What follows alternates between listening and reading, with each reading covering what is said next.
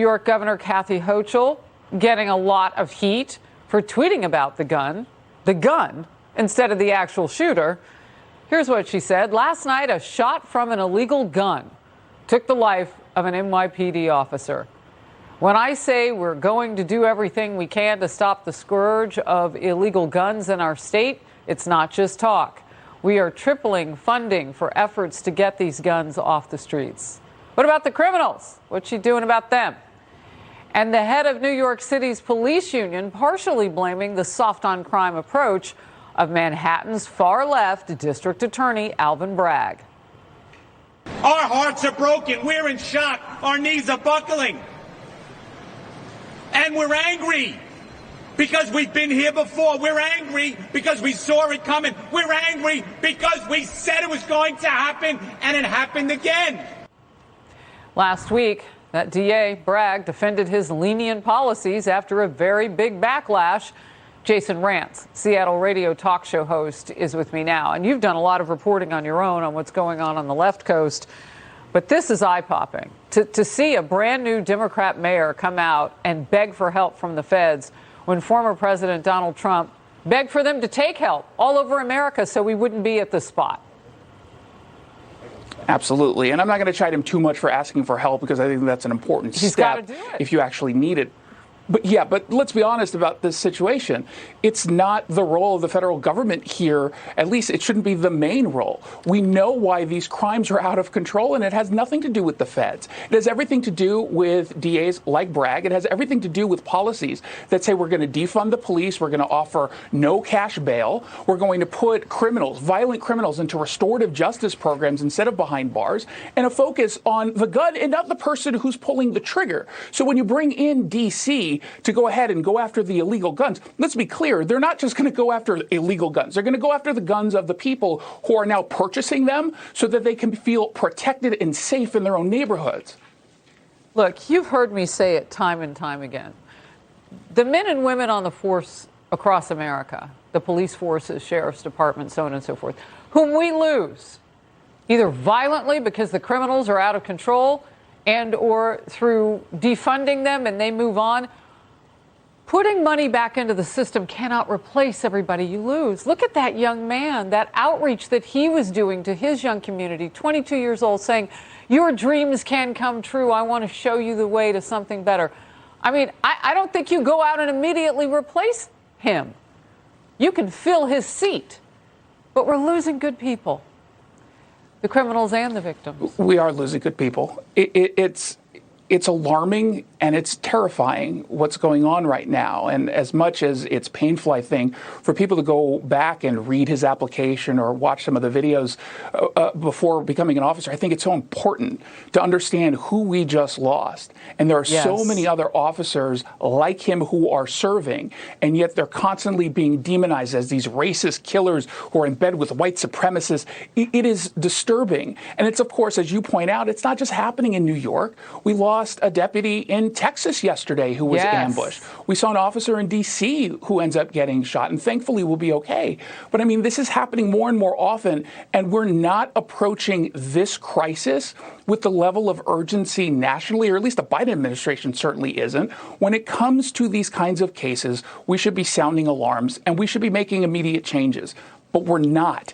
And that means, unfortunately, it's going to continue to happen. So everyone who's out there who's outraged by this, step up yourself today and make sure that you can tell officers that you actually appreciate the work that they're doing. Because I can tell you from talking to a lot of them, they don't hear it often enough. Well, look, the mayor in this city was saying that he has their back, the cops, and I want to make sure I said it correctly. We are losing good people. We are losing good people. The police officers, the sheriff's deputies, and more, and the victims. Of course, not everybody's outraged, as you and I talk about this. Newly elected city council member, Democrat socialist Kristen Richardson Jordan, getting blasted by critics for tweeting out, Can we put that one back on the screen so we can see it? Can we put it back up on the screen? Oh, good, there it is. Forgive me. For tweeting out about a community garden hours after the shooting. After being called out for failing to mention the shooting, Jordan cryptically replied, "I have been asked not to tweet about it at this time, but I will definitely address it." Well, who's telling her what to do on that? Like, don't have a good conscience? What boss is that? The councilwoman has been a vocal supporter of defunding the police, but she stepped up her attacks earlier this month, tweeting, "NYPD is still the biggest gang in New York City." Jason Rantz. She's an anti-police ghoul. And the more of those people in positions of power there are, the higher the likelihood that your communities are going to be less safe. Let's be clear, when you have people like that in positions of power who believe that they're dismantling systems of oppression, well, all they're doing is weakening a police force that communities, by and large, are asking to be funded, not defunded. We have ceded so much power in this country, particularly the Democratic-run cities, to a small group of very loud activists. And we are seeing the end result of that. Their decision to reimagine policing, to be clear, has been an utter failure. As they're moving forward with these policies, we're seeing crimes rise. That is not the result that you want. And instead of reflecting on what it is they're doing and the results of their policies, in large part, they're ignoring it and doubling down. We're going to continue to move down this path, they say. They're not going to stop. And just going on Twitter, the worst thing about Twitter, as much as I have to be on it and for work, I hate it. Because after instances like this, we see some of the worst start to speak up and take advantage of a dead cop, and it's disturbing. It is. It is. And remember who they are and who they've shown you to be. That's what I tell people all the time. I mean, if you see somebody, just clock it. Just know it. It's out there. All right. Well, people don't see the value of the police officers. And apparently they don't see us, the public, as potential victims.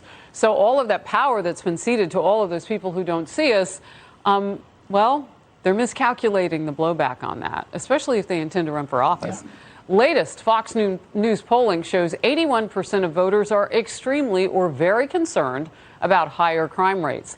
That could prove to be a big problem for Democrats in particular as we head into the midterm elections November 8th of this year. Especially since Fox News polling also shows a majority of voters say they believe Republicans are better capable at handling the issue. Jason. Yeah, I seem to remember this push by the Democratic Party claiming that it was Republicans who were trying to defund the police. They, on the left, are so out of touch with the needs of the community. And I'm glad to see that there's pushback finally. It's just unfortunate that it's taken this kind of tragedy over the course of 2 years in order for people to actually see where the left stands on this. So I'm looking forward to the course correction. I'm just concerned about the loss of life between then and now.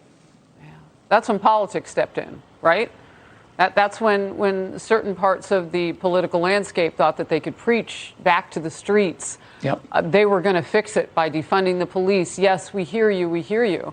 And now the realities of what we've known all along is have your consortiums and listen to people and bring great ideas for reform to the table, but don't lose sight of who's really protecting us in the middle of the night. Jason Rantz, thank you.